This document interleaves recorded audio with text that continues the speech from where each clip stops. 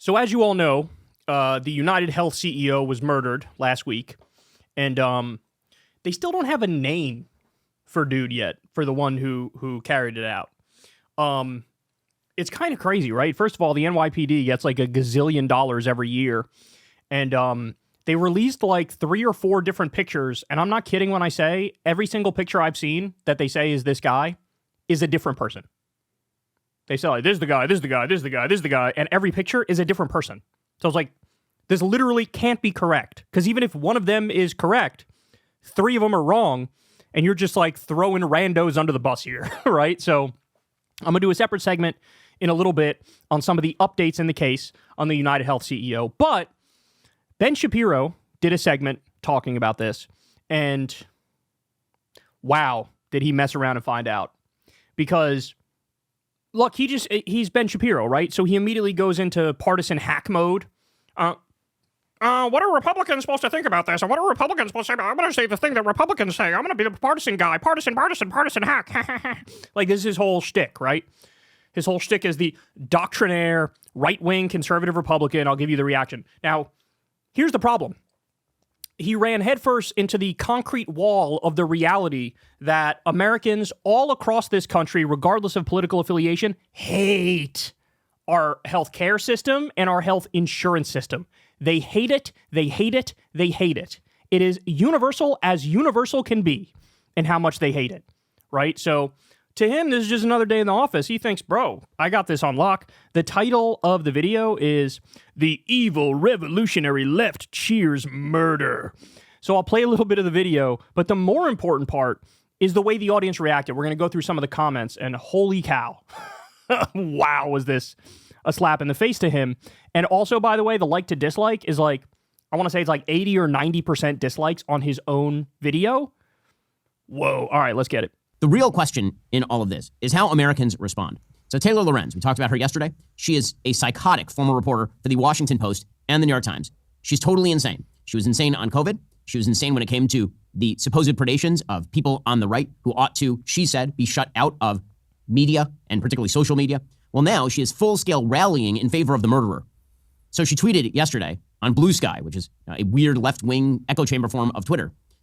There was a post put out by Blue Cross Blue Shield all about whether it was going to pay for anesthesia under its healthcare coverage. And she then tweeted out, quote, "And people wonder why we want these executives dead." So openly cheering the death of Brian Thompson. That wasn't her only post. Somebody put out a statement saying, quote, "Legislation idea, healthcare executives and their families must be on the cheapest plan their company offers, and they aren't allowed to seek other care." And she wrote in all capital letters, "Endorse." Then she put out a post that showed a graphic of a happy star, like a star with a happy face and balloons, and the caption "CEO down." And she wrote, "Woke up to see this spammed in my group chats." And she said, "I am not alone," that other people were doing the same thing. Then she reposted a post from left-wing agitator Ken Klippenstein saying, left-wing agitator. "Today we remember the legacy of United Healthcare CEO Brian Thompson." And what exactly was that legacy? The claim denial rates by insurance companies. And of course, it's not just Taylor Lorenz. Socialist Nathan Robinson, a complete useless leech on the ass of society, posted himself, quote, "Live your life in such a way that people will be sad when you die." That was above a screen cap of a New York Times headline that said, "Torrent of hate for health insurance industry follows CEO's killing." That piece from the New York Times is all about people who apparently were perfectly fine with the murder of Brian Thompson on the streets of New York City. According to the New York Times, none of this stopped social media commentators from leaping to conclusions and showing a blatant lack of sympathy over the death of a man who was a husband and father of 2 children. He was a husband and father. Yeah. Osama bin Laden was a husband and father. There was like universal rejoicing when he died. Okay, guys, this is all just cheap. This is cheap. Everybody knows it's cheap. Everybody sees through it, which is why his own audience turned on him. The family read one comment underneath the video of the shooting posted online by CNN. "Unfortunately, my condolences are out of network." Yeah. A TikTok user wrote, quote, "I'm an ER nurse, and the things I've seen dying patients get denied for by insurance, it makes me physically sick. I just can't feel sympathy for him because of all those patients and their families." And these sorts of messages were incredibly common. He's like making the argument of the other side as he's like, I don't like this. We discussed yesterday a Columbia professor who wrote something very similar. Unfortunately, bubbling under the surface of all this is something very serious, really serious. What is that serious thing? The revolutionary left is creeping into the mainstream. Yesterday we talked about liberals versus the left. Liberals are people who disagree with me on public policy, but aren't in favor of, the murder of their opponents. The left is a different thing. The shooting of Thompson has unleashed a wave of evil from members of the left. Thompson was not a criminal. He wasn't even an advocate of death, the way, for example, abortion or euthanasia advocates are. Oh, my God. So you get the gist of it. You get the gist of what he was saying.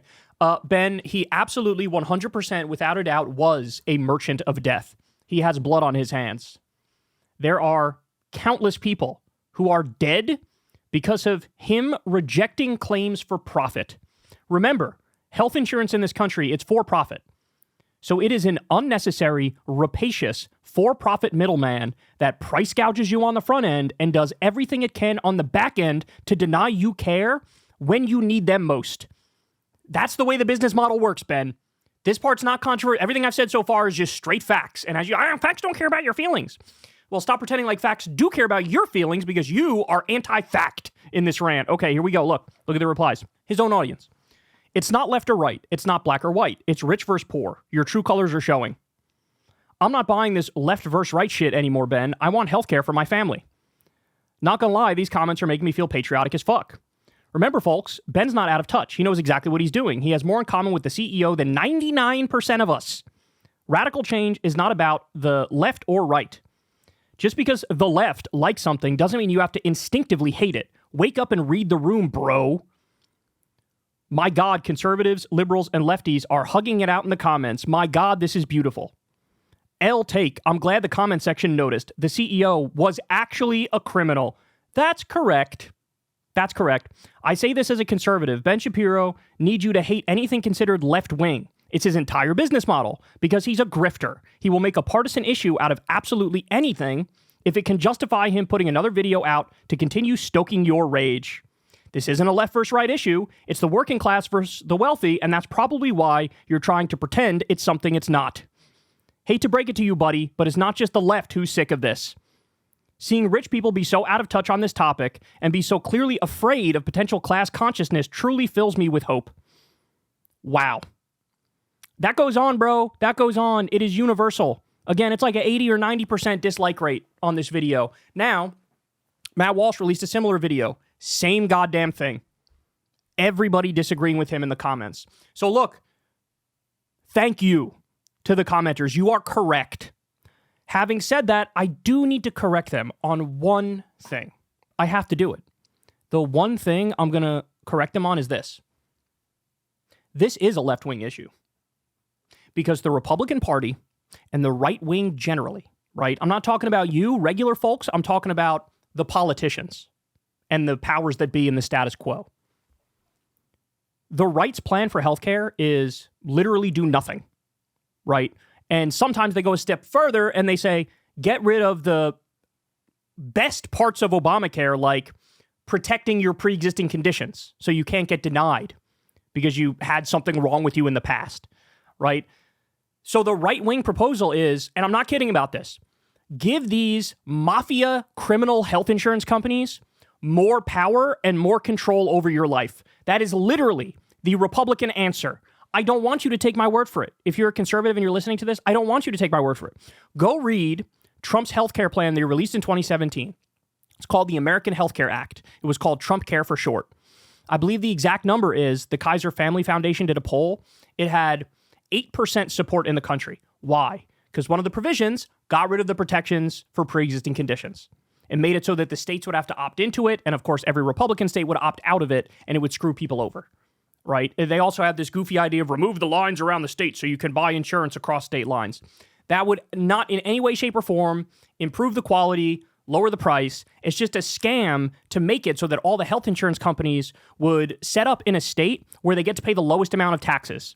So it's just another trick to give more money and more power and more direct control of your life over to the health insurance companies. So I love you commenters. You're right in everything you're saying. Your anger is righteous and just, and I agree with you. Having said that, if you are against this health insurance CEO, if you're against the mafia criminal health insurance system in this country, you are a left-winger on this issue.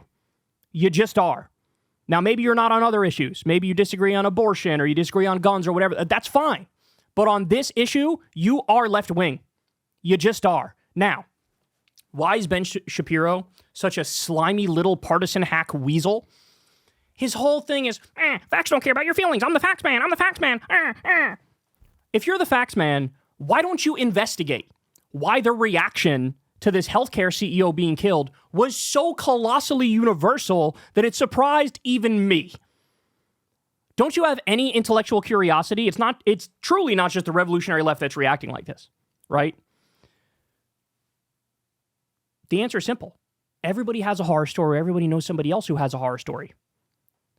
Medical bills are the number one cause of bankruptcy in this country. People get claims denied, and then they have family members die. This is why. You can't hide that reality from people. You can't hide the reality of the material conditions from people. So, Mr. Facts don't care about your feelings. Let me tell you some facts that he buried. Here's one. In the U.S., we could have saved 338,000 lives from COVID if we just had universal health care. That's it. If we just had universal health care, we could have saved 338,000 lives. Because there were a lot of people who had COVID who probably needed to go to the hospital, but they're like, you know what? I can't go to the hospital. I don't have insurance. I can't afford the bill. And so they stayed home and they died. 338,000 lives could have been saved if we had Medicare for all in this country when COVID hit. Nobody talks about that. Nobody talks about that. I don't know, that kind of seems like a big deal that we would save nearly 500,000 lives during the pandemic. And again, nobody discusses this. All right, I got more for you. Ready? Medicare for all would save $450 billion annually while preventing 68,000 deaths every year. New study finds.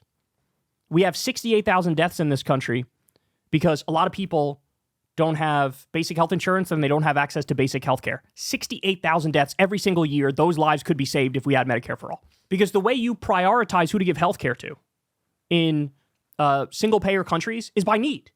Whoever needs it gets it, right? If you have an elective procedure, you might have to wait a little bit, but that's okay. It's elective. It's not a big deal. But if you need the help, you get it. In this country, we do what's called a wallet biopsy. The more money you make, the quicker you are to get your care. And even if you need the care, but you don't have the money, you don't have the insurance, you're not getting the care. Or you're going to have to wait for that.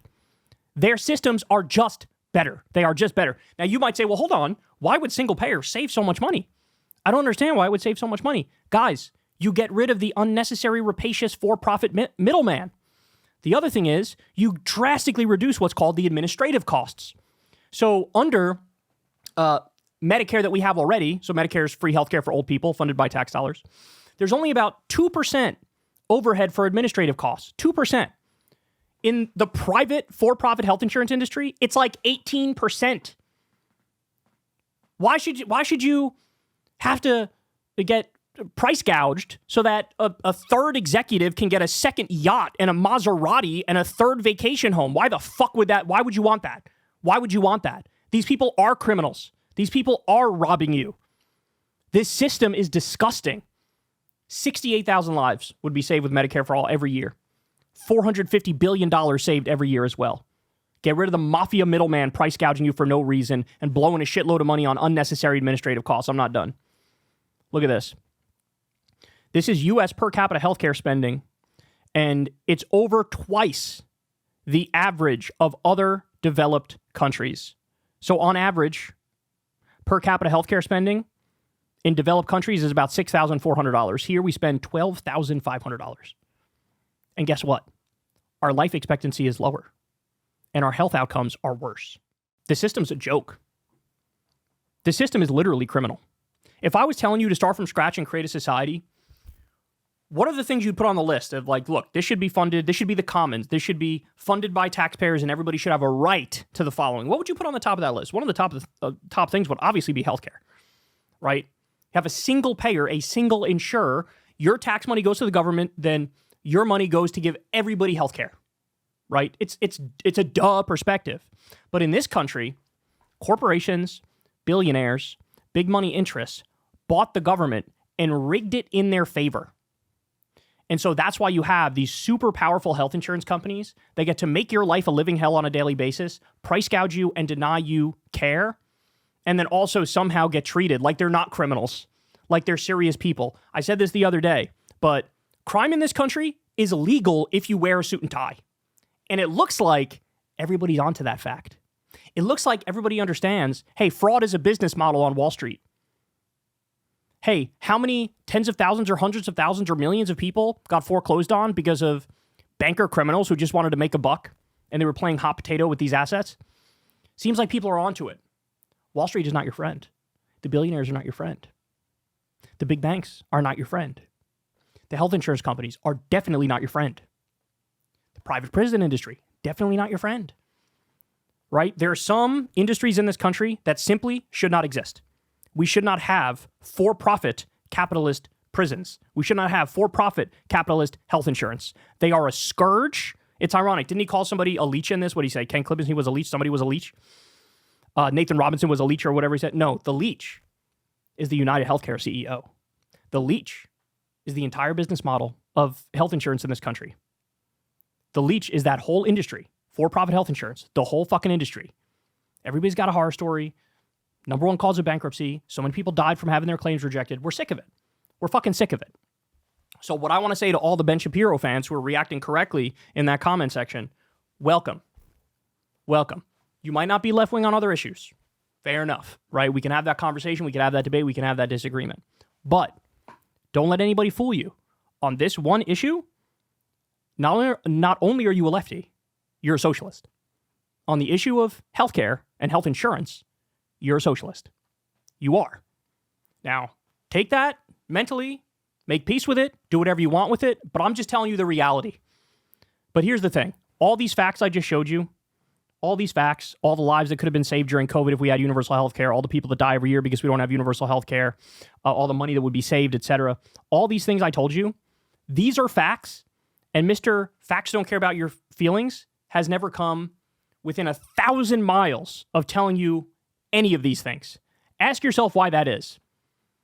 Let me tell you the difference between me and Ben Shapiro. The difference is this show that I'm on is funded by you. It's funded by Patreon, $5 a month. It's funded by tips with the thanks button on YouTube. It's funded by the default ads on YouTube. I've never had a conversation with an advertiser. I've never had a conversation with a billionaire. I've never had a conversation with a foreign government. Ben Shapiro cannot say the same. Ben Shapiro, every fucking 5 minutes, stops to jam into shitty ads, right? He's got direct deals. He talks directly to corporations and advertisers and billionaires, probably foreign governments too. He's for sale. I'm not for sale. I'm going to tell you the truth. I'm going to tell you who's really screwing you. Ben Shapiro is nothing but 24/7. Every problem ever that ever existed is always the fault of some blue-haired college kid who screams on a college campus and wants to ban Milo Yiannopoulos from talking. Every problem is the blue-haired college kid. Every problem is the liberals and the Democrats. This is his whole fucking business model. And he is the classic example of divide and conquer to help the ruling class. Divide and conquer to help the ruling class and screw over the working class. Culture war, get you fighting over that while Ben Shapiro and all of his buddies run out the back door with all the fucking money in this oligarchy. Only one of us wants you to have health care. Only one of us wants you to have a social security check. And yes, I'm talking about everybody, not just social security for the wealthy. I want social security for all. Only one of us wants to get the corruption out of the system and have a government that actually represents the people. True democracy. Only one of us wants that. Only one of us wants you to have higher wages. I'm in favor of a higher minimum wage. I'm in favor for unionization for everybody. So their wages go up, their benefits go up, they get more vacation time. Only one of us wants that. He doesn't want that. He doesn't want that. So perhaps you've outgrown slimy, little, weaselly propaganda boy Ben Shapiro. And if that's the case, I welcome you here with open arms. Hey y'all, do me a favor and like and subscribe. It helps out big time in the algorithm. Click the bell as well for notifications when videos drop, and watch that video on screen right now. You know you want to.